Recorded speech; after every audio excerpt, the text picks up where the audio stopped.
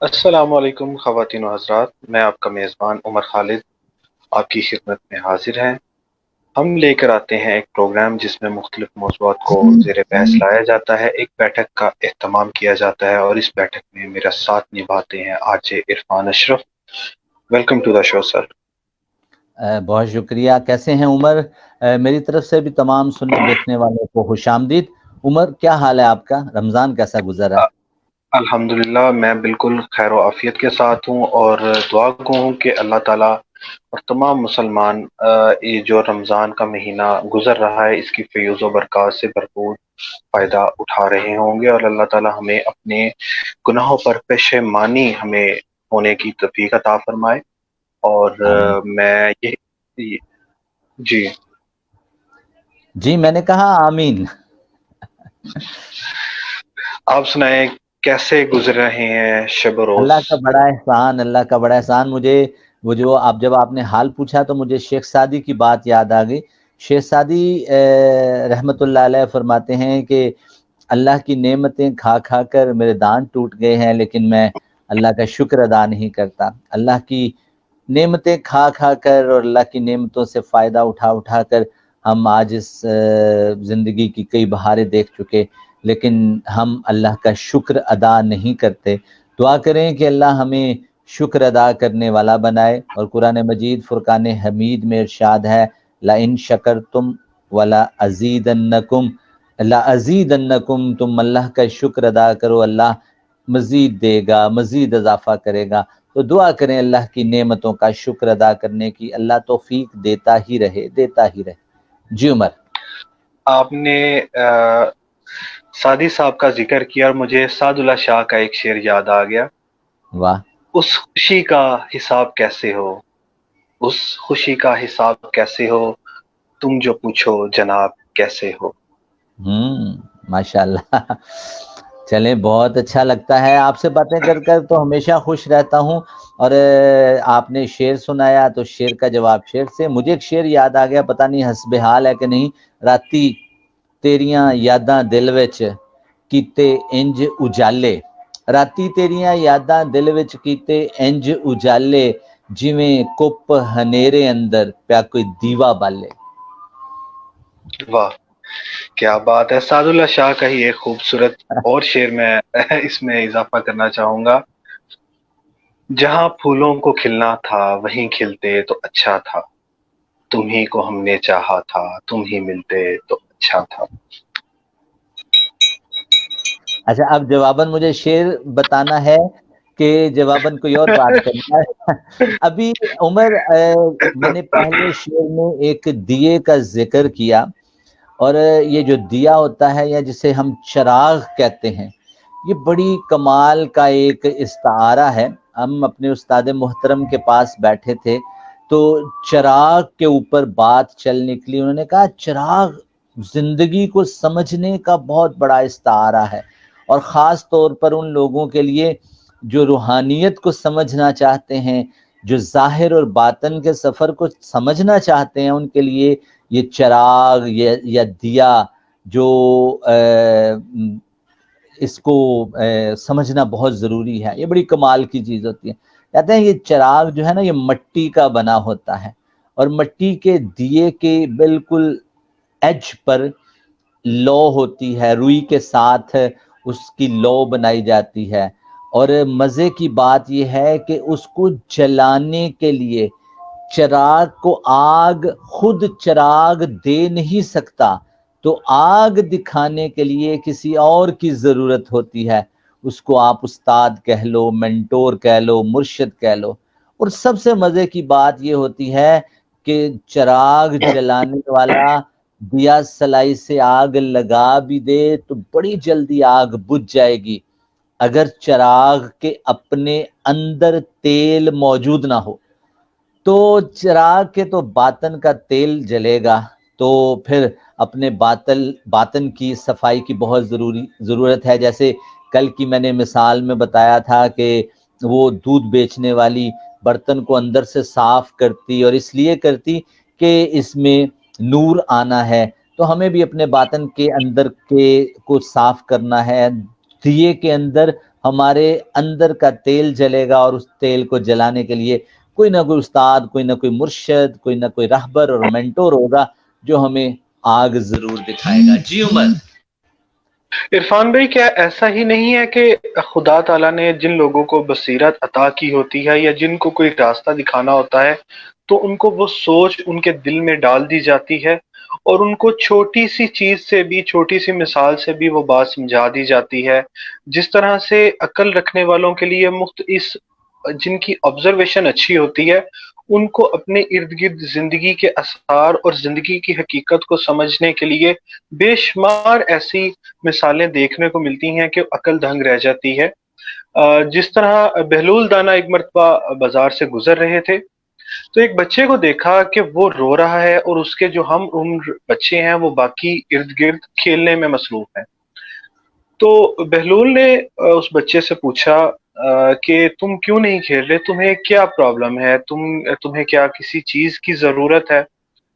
تو وہ بچہ بھی ظاہری بات ہے اس دور کا، اور جس دور میں ایسے شیوخ اور ایسے اعلی حضرت جن کا وجود ہو زمانے میں، تو وہ بچے بھی ایسی ہی پرورش پاتے ہیں۔ بچے نے کیا خوبصورت جواب دیا کہ مجھے خدا کی ذات سے خوف آتا ہے، مجھے جہنم کا دن سوچ کر خوف آتا ہے۔ تو حضرت بہلول نے کہا کہ تم ابھی بہت چھوٹے ہو، تمہیں ان باتوں کو سوچنے کی ضرورت نہیں ہے۔ بچے نے آگے سے کیا باکمال جواب دیا کہ مجھے تم بہکاؤ نہیں، میں جانتا ہوں، میں نے دیکھا ہے کہ میری ماں جب تندور میں لکڑیاں جلاتی ہے تو جو چھوٹی لکڑی ہوتی ہے وہ پہلے جلتی ہے۔ یہ جواب سننا تھا کہ بہلول دانا وہیں پر بے ہوش ہو گئے۔ آپ دیکھیں کہ کیسے کیسے لوگ اس دنیا سے گزر چکے ہیں، اور آج کے دور میں بھی لوگ کہتے ہیں کہ ہمیں سچا رہبر یا پیر یا ہمیں مینٹور، یہ لوگ نہیں دیکھنے کو ملتے۔ میرا خیال ہے کہ دیکھنے والی صرف نظر عطا ہونی چاہیے۔ اگر آپ کی نیت خالص ہو، آپ کی منشا ہو اور آپ کا جذبہ مستحکم ہو تو اللہ کی ذات ضرور آپ کو رستہ دکھاتی ہے، اور ایسے شخص کی رہبریت آپ کو ضرور نصیب ہوتی ہے جس کے آپ متلاشی ہوتے ہیں۔ ہمارے استاد محترم عمر کہتے ہیں کہ پیر سچا نہیں ہوتا، تڑپ سچی ہوتی ہے۔ اگر آپ کے اندر تڑپ سچی ہے تو پھر ضرور ملتا ہے۔ اور آپ کی بات بہت مناسب کہ سب سے پہلے جو ہے وہ چھوٹی لکڑیاں جلائی جائیں گی۔ بہرحال چونکہ پروگرام میں ہم نے اس طرح باتیں تو کرتے ہی رہنا ہے۔ کرونا کی کرنٹ سچویشن میں آپ کو نہیں لگتا کہ ہمارا اکنامک جو جسے آپ کہہ سکتے ہیں مارجن تھا لوگوں کا، انڈیویجول کا، وہ تھوڑا تنگ ہو رہا ہے، سپیس ختم ہو رہی ہے، لوگوں کے اندر وہ انزائٹی اور ڈپریشن آنا شروع ہو گیا ہے۔ لوگ اب حالات ایسے نہیں رہے کہ لوگوں کی جو جمع پونجیاں تھیں وہ ختم ہونا شروع ہو رہی ہیں۔ آپ کیا کہتے ہیں اس بارے میں؟ عرفان بھائی، لوگوں میں گھٹن کا احساس بڑھتا چلا جا رہا ہے۔ ہر شخص کی جو ایک ڈیلی انکم تھی اور اس کے بعد اس نے کچھ نہ کچھ سیونگ کر کے رکھی ہوتی ہے، جس کی بنا پر اس نے پچھلا 1.5 ماہ کا عرصہ گزار لیا ہے، اب اسے اگلے وقت کی فکر ستا رہی ہے۔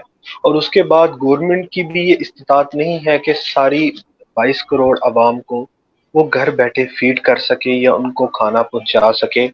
اور اس کے بعد رمضان کا ببرکت مہینہ گزر رہا ہے، لیکن آپ جانتے ہیں کہ جو ہمارا لیونگ سٹائل ہے، نہ چاہتے ہوئے بھی اس ماہ کے اندر ہمارے جو ڈیلی ایکسپنسز ہیں، جو ایکسپینڈیچرز ہیں، وہ بڑھ جاتے ہیں۔ اس کے بعد آگے عید بھی آ رہی ہے، اور عید کا جو موقع ہوتا ہے وہ ہماری اکانومی کے اندر ایک بہت وائٹل رول پلے کرتا ہے۔ پورا ایک سرکل ہوتا ہے جو کمپلیٹ ہوتا ہے، اور ڈسٹریبیوشن آف منی جو اکنامکس کے اندر بہت امپورٹنٹ ہوتی ہے، جو مال کی اور جو نقد جو مال ہے اس کی ترسیل چھوٹے طبقے تک ممکن ہو پاتی ہے۔ لیکن اب آپ جانتے ہیں کہ گورنمنٹ آف پنجاب نے اس کا لاک ڈاؤن کو 9 مئی تک ایکسٹینڈ کر دیا ہے، اور ابھی بھی کنفرم نہیں ہے کہ یہ صورتحال کب تک جاری رہے گی. کاروباری طبقہ انتہائی تشویش کی حالت میں ہے اور بہت زیادہ پریشانی کا سامنا کرنا پڑ رہا ہے. آج بھی ایک انڈسٹریلسٹ سے میری بات ہوئی اور میں نے ان سے پوچھا کہ کیا صورتحال ہے، پتہ چلا کہ آپ نے مارکیٹس اوپن کر لی ہیں. کہتا ہے کہ اس طرح سے کاروبار ممکن نہیں ہے. مزاح کی صورت میں نے کہا کہ بس پتہ چلتا ہے ڈالا آ گیا ڈالا چلا گیا، شٹر کبھی بند کر رہے ہیں کبھی کھول رہے ہیں. گاہک جو ہے، جو کسٹمرز ہیں، وہ بھی گھبراہٹ کا شکار ہیں، وہ بھی اس طرح سے بائنگ نہیں کر رہے. تو ملا جلا رجحان نہیں ہے. بیسیکلی اس ٹائم ہر شخص ہی پریشان ہے. عمر، ایسے نہیں لگ رہا کہ جب گجرانوالہ شہر میں رہتے ہوئے ہمیں بہت ساری خبریں مل رہی ہیں کہ کرونا 29 پوائنٹس گجرانوالہ میں ایسے ہیں کہ جنہوں نے کرونا نے جن علاقوں کو ہٹ کر دیا ہے وہاں پر اکا دکا کیسز سامنے ہیں، کوئی گلیاں کوئی محلے سیل ہو چکے ہیں. بہت ساری شخصیات کے بارے میں رومرز ہیں کہ ان کو بھی کرونا پازیٹیو ہے. تو اس کے علاوہ جو لوگ ڈیلی ویجر تھے ان کے پرابلمز آپ کے سامنے ہیں، جن کے پاس کوئی ہفتے مہینے کا راشن موجود تھا وہ پرابلم میں آ گئے. جن لوگوں نے اپنی دکانوں کو کرایوں پر چڑھایا ہوا تھا، دکانیں بند ہیں، کرائے مل نہیں رہے، آگے سے برائیاں ہو نہیں رہی. تو اس طرح سپیس مارجن بہت ختم ہو رہا ہے. تو آنے والے دنوں میں کہتے ہیں کہ یہ 3rd اور 4th سپیل جاری ہے، جس کے بعد خدا نخواستہ اموات کا سلسلہ بڑھنے کے امکان ہے. اللہ معاف کرے، اللہ نہ کرے ایسا ہو. تو اس صورتحال میں ایک عام انڈیویجول کو اپنے ڈپریشن، انزائٹی اور سٹریس کو دور کرنے کے لیے کیا کرنا چاہیے؟ عرفان بھائی، آپ دیکھیں کہ تمام چیزیں آپس میں انٹر لنک ہیں.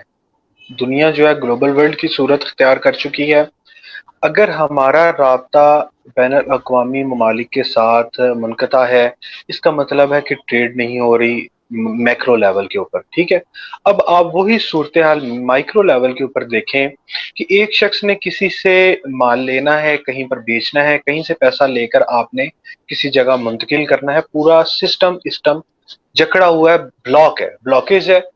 اور اس کے اندر سب سے جو بری صورتحال ہمیں اس لیے دیکھنے میں آ رہی ہے کہ ہمارا جو سسٹم ہے ویشیس سرکل آف پاورٹی کا شکار ہے. عرصہ دراز سے غربت کا منحوس چکر اس معاشرے کو گھیرے ہوئے ہے، جس کی بنا پر اگر گورنمنٹ کوئی انیشیٹو لیتی ہے، کوئی ہمیں گائیڈ لائن مہیا کرتی ہے، یا ہمیں کوئی فلیکسیبلٹی، کوئی ہمیں ایمنسٹی دیکھنے میں ملتی ہے، تو عوام اس سے بھرپور فائدہ اٹھانے سے قاصر رہی ہے.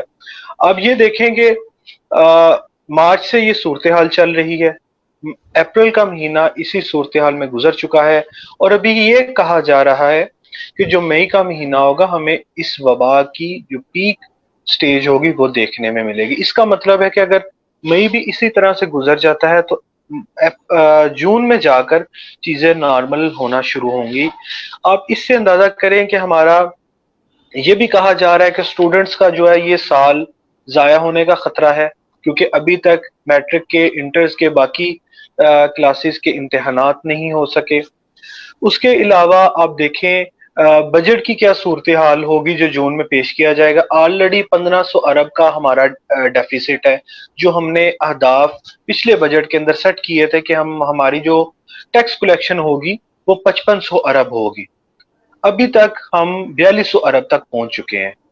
ٹھیک ہے، اور یہ 200 ارب وہ شامل ہے کہ جو اگلے 1.5 ماہ کے اندر بھی ہمیں ایکسپیکٹڈ ہے کہ یہ ہماری ڈفرینٹ چیزوں سے ہوگا. اس کے علاوہ آپ دیکھیں گورنمنٹ اس ٹائم مجبور ہو چکی ہے، وہ فوڈ آئٹمس کے اوپر بھی جی ایس ٹی کو کم کرنے کا سوچ رہی ہے. لیکن آپ یہ دیکھیں کہ یہ سسٹم جو ہے اس کافی عرصے تک اس بری صورتحال سے باہر نہیں آ سکے گا.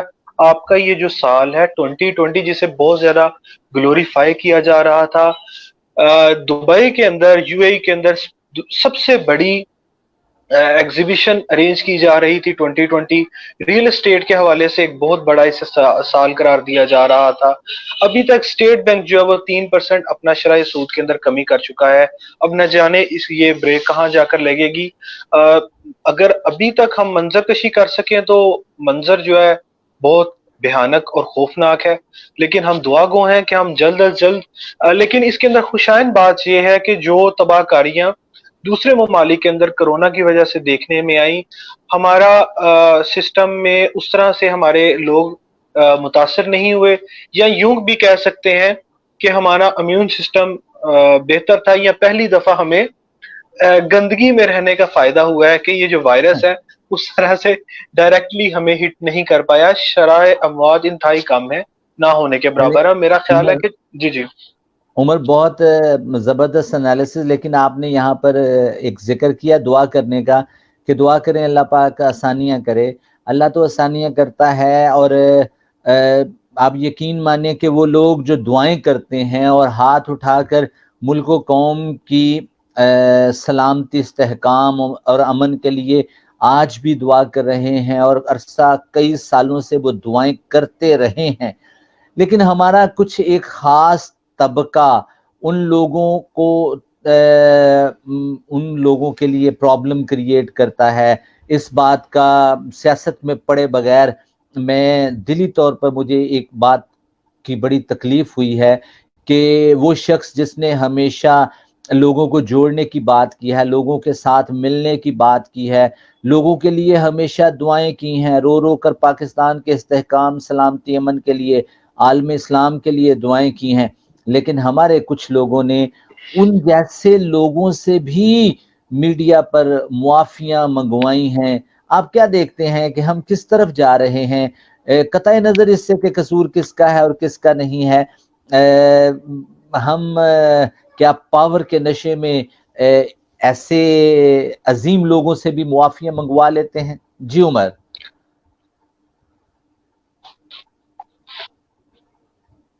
آپ میری آواز سن پا رہے ہیں عمر؟ جی عرفان بھائی، میں آپ کا سوال بڑی بخوبی طریقے سے سمجھ بھی چکا ہوں، اور جس جانب آپ کا اشارہ تھا، جی جی مجھے اب آواز آ رہی ہے آپ کی۔ جی آپ بات سر کیجئے آپ عمر۔ کو آ رہی ہے میری آواز؟ ہاں آپ کو مجھے آ رہی ہے، آپ اپنی بات مکمل کیجئے۔ عرفان بھائی آپ میری آواز سن پا رہے ہیں؟ میں آپ کی آواز آن لائن ہے، آپ لائیو ہیں، آپ بات کیجئے۔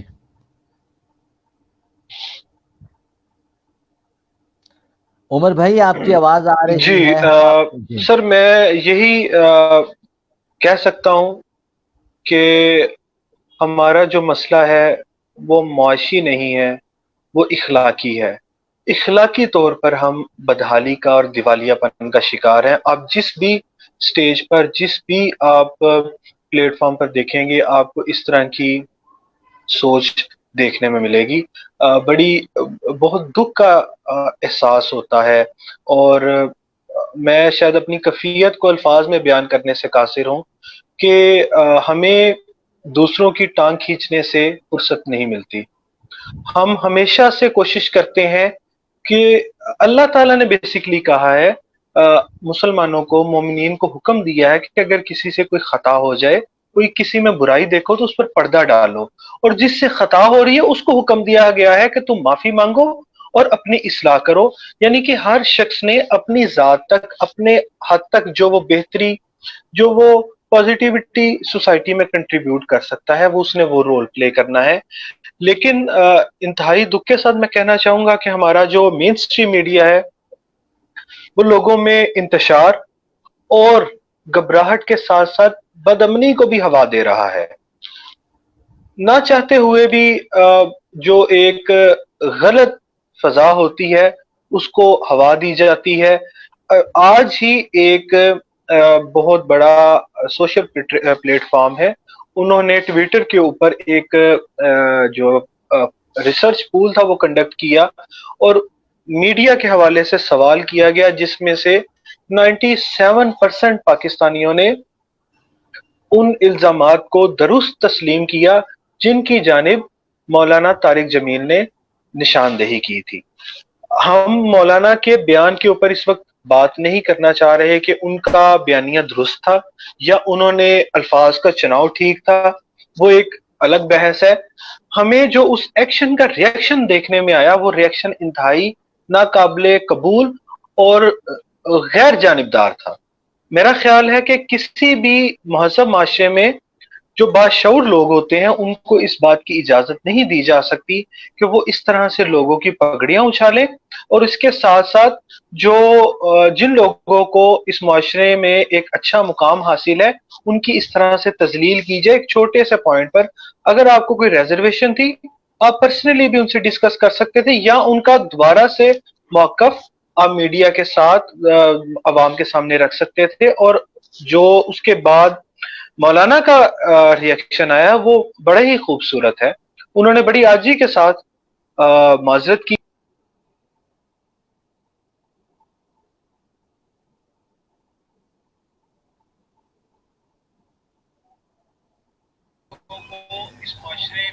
جی سر، میرے خیال سے کسی وجہ سے ان کی سماعت اور تصویر اس وقت ہمارے ساتھ نہیں ہے. آپ کنٹینیو کریں. بات وہ یہ کر رہے تھے کہ ہم اخلاقی طور پہ جو ہے وہ تززری کا شکار ہیں، جس کی وجہ سے یہ دیکھنے میں ملا.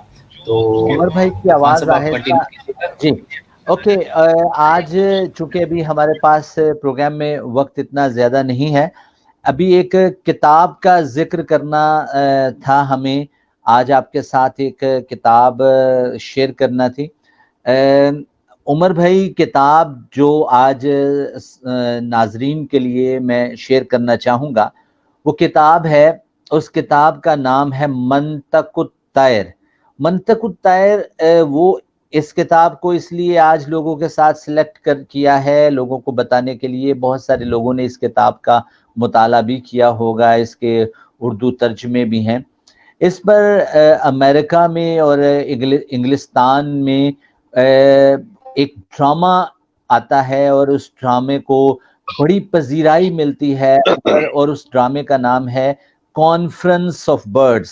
کانفرنس آف برڈز کے نام سے منطق الطیر کتاب کا ترجمہ ہو چکا ہے. یہ فارسی میں ہے اور اس کے 5000 سے زیادہ فارسی اشعار ہیں. اس کتاب کو سلیکٹ کرنے کا اور لوگوں کے ساتھ شیئر کرنے کا بنیادی مقصد یہ ہے کہ یہ کتاب فرید الدین عطار رحمۃ اللہ علیہ کی کتاب ہے، اور فرید الدین عطار عطر کا کام کیا کرتے تھے. بڑے با کمال بزرگ گزرے ہیں، اور ان کی ایک اور کتاب بڑی مشہور ہوئی تذکرۃ الاولیاء. اس کے علاوہ بے شمار اور کتابیں ہیں. کچھ لوگ ان کی کتابوں کی تعداد 99 بتاتے ہیں، کچھ نے 57 بتائی ہیں. بہرحال جس کتاب کا میں آج آپ کے سامنے ذکر کرنے لگا ہوں، اس سے پہلے فرید الدین عطار کے بارے میں ایک بات کہوں گا کہ فرید الدین عطار بڑے بزنس مین تھے، عطر کا کام کیا کرتے تھے. اپنی جگہ پر یہ اکاؤنٹس بیلنس کر رہے تھے، حساب کتاب کر رہے تھے. ایک مانگنے والا آیا اور مانگنے والے نے آ کر کہا کہ بابا کچھ اللہ کے نام پہ دو. تو جیسے ہم لوگ کہتے ہیں کہ چل بابا اللہ اپنا کام کرو، اللہ بھلا کرے. تو اس بابے نے فرید الدین عطار سے کہا کہ پیسے سے بڑا پیار کرتے ہو. تو انہوں نے اپنے آپ آنکھیں اوپر اٹھا کر دیکھا اور کہا کہ تم نہیں کرتے، تم بھی تو اسی کام پہ آئے ہو نا. تو مکالمہ آگے یوں بڑھا کہ اس نے کہا کہ تمہیں مرنا یاد نہیں ہے. اس بابے نے فرید الدین عطار سے کہا. تو فرید الدین عطار رحمۃ اللہ علیہ نے اس بابا رحمۃ اللہ علیہ سے کہا کہ تمہیں مرنا یاد نہیں ہے. انہوں نے کہا ہاں یاد ہے. تو فرید الدین عطار نے کہا چلو پھر جاؤ مر جاؤ. اس نے اپنی چادر زمین پر بٹھائی، وہیں پہ لیٹا، انا للہ و انا الیہ راجعون ہو گیا، وہ مر گیا. فرید الدین عطار کے لوگوں نے آ کر اس کو ہلایا جلایا. انہوں نے کہا یہ تو بابا مر گیا. فرید الدین عطار کی ڈائیورژن پوائنٹ ہوا، ڈیویشن پوائنٹ ہوا. انہوں نے وہیں اپنا سارا کام چھوڑا، اور کام چھوڑنے کے بعد وہ اب خدا کی طرف نکل گئے، تعلیم و تربیت کی طرف. انہوں نے پڑھا، حدیث پڑھی، قرآن پڑھا. قرآن تو پہلے بھی پڑھا ہوا تھا لیکن اس کو مزید پڑھا. پھر روحانیت میں اتنا بڑا نام منطق الطیر. اچھا، منطق الطیر کتاب سلیکٹ کرنے کا بنیادی مقصد یہ ہے کہ جس طرح مولانا روم رحمۃ اللہ علیہ کے دی کانسیپٹ آف لو پر آج امریکہ میں سب سے زیادہ کام ہو رہا ہے، اسی طرح فرید الدین عطار کی دی کانفرنس آف برڈز پر بہت زیادہ کام ہو رہا ہے. کہانی کچھ یوں ہے کہ اس کے 5000 فارسی اشعار ہیں. اس میں حمد کے اشعار ہیں، نعت کے اشعار ہیں، اور پھر ایک کہانی ہے. کہانی یہ ہے کہ پرندوں کی ایک کانفرنس ہوتی ہے، کانفرنس آف برڈز. और उस कॉन्फ्रेंस में परिंदे एक दूसरे के साथ डिस्कस ये करते हैं कि कोकाफ की पहाड़ियों पर एक हमारा बादशाह आया है, तो उस बादशाह से हमें मिलने जाना है।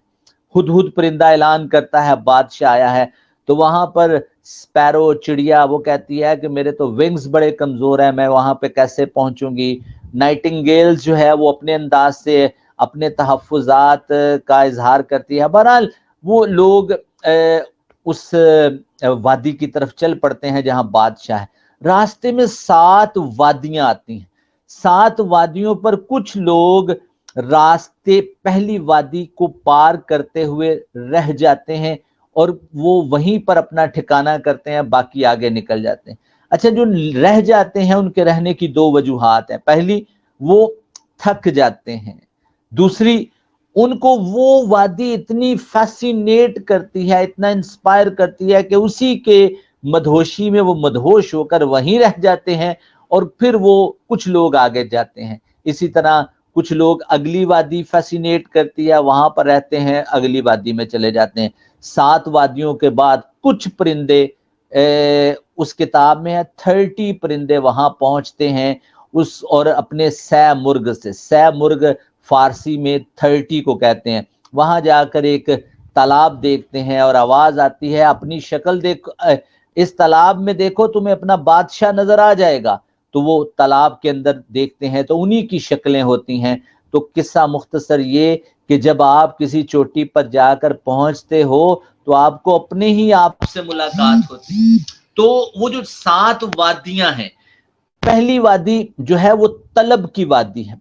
अहले मोहब्बत हजरात और रूहानियत की दुनिया के लोगों के नजदीक तलब, इंसान डिमांड कि आपके अंदर क्यूरोसिटी, तो पहली वादी जो फरीदुद्दीन अत्तार ने बताई है वो तलब की वादी है। कुछ परिंदे तलब को इतना फैसिनेट करती है कि वहीं रुक जाते हैं। कुछ लोग थक जाते हैं और कहते हैं छोड़ो, अगली वादी की तरफ जाते हैं।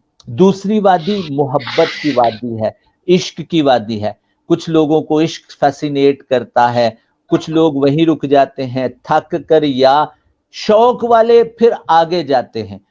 तीसरी वादी पर जब वो पहुंचते हैं तो वो इल्मो इरफान की वादी होती है, मार्फत की वादी होती है। मार्फत के बाद चौथी वादी पर जब वो पहुंचते हैं तो वो तौहीद की वादी होती है। तौहीद की वादी को आगे चलते हैं, तौहीद की वादी पर पहुंचकर फिर लोग उसी तौहीद में इतना मगन हो जाते हैं कि वहीं रह जाते हैं। कुछ थक जाते हैं, कुछ शौक से मजीद आगे बढ़ते हैं, इस्तगराक की वादी में पहुंचते हैं। इस्तगराक की वादी के बाद एक बहुत बड़ा मकाम है जो कल के प्रोग्राम में भी डिस्कस किया था, वो मकाम हैरत है। यानी हमें रोशनी बहुत अच्छी लगती है लेकिन अंधेरा उससे बड़ी हकीकत है। जितना कुछ हम जानते हैं वो एक हकीकत है, जो हम नहीं जानते वो बहुत बड़ी और हकीकत है।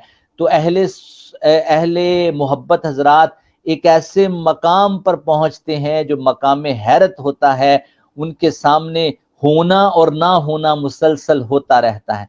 और हैरत की वादी के बाद वो जब 7वीं वादी पर पहुंचते हैं तो वो फना की वादी है। और कुछ लोग अपने आप को फना करके जब आगे पहुंचते हैं तो आगे उनको अपने ही आप से मुलाकात होती है। तो बाबा फरीदुद्दीन अत्तार रहमतुल्लाह अलैह इस पूरी कहानी में इंसान की जो रूहानियत के सफर में, इंटेलेक्चुअलिज्म के सफर में जो सफर है उसको बयान करते हैं कि तलब इंसान को होती है, फिर शौक पैदा होता है, फिर इल्मो इरफान होता है, फिर शौक पैदा होता है, फिर इस्तगराक होता है, फिर तौहीद मिलती है, फिर हैरत की वादी में इंसान जाता है, फिर इल्मो इरफान की वादी पे पहुंचता है और फिर फना की वादी में पहुंचकर वो अपने ही आप से मुलाकात करता है। और दिल दरिया समुद्रों डूंगे ते कौन दिलां दियां जाने हु, विच्चे ही बेड़े ते विच्चे ही छेड़े ते विच्चे ही वंज मखाने हूँ। तो आपको अपने आप ही से मुलाकात होती है। किसी जमाने में किसी शायर का एक शेर सुना था कि आती हंसी मुझे उस पर है जो ढूंढता खुदा है, पाए ना अपनी खबर ना अपनी करे पहचान। تو یہ آج کی کتاب تھی جس کا میں نے آپ کو چھوٹا سا اوور